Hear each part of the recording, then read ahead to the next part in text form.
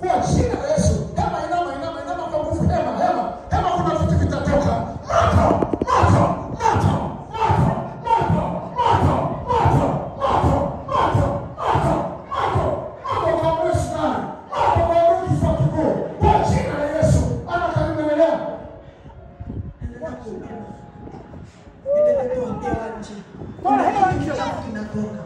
Kuna hewa inatoka ndani yako. Kuna kifungo kinatoka ndani yako. Kuna roho inatoka ndani yako. Wewe hema upone. Ewe hema toa hicho kitu kichafu. Kiko ndani yako. Toa hicho kitu kichafu. Hema. Kuna kitu kitakuachia. Roho ya mauti itakuachia. Roho ya mauti inakufuatilia. Zinakuachilia. Kwa jina la Yesu Kristo. Hema hiyo hadi kuachia. Hema kwa imani, hema. Kuna kitu kinaruka ndani yako. Kuna kitu kinaruka. Kuna magonjwa yanatoka.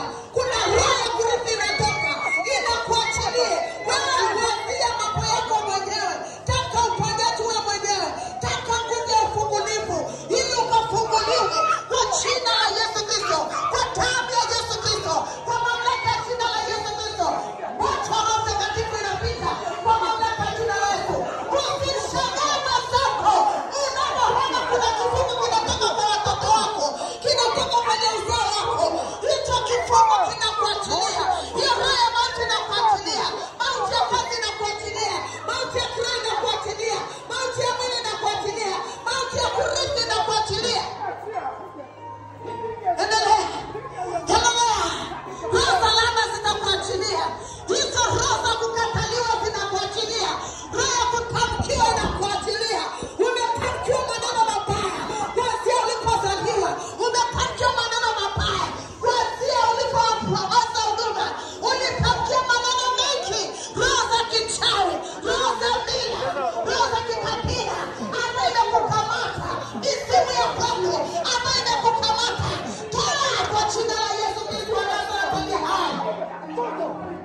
Taka kufunguka. Taka kufunguka kwa Mungu.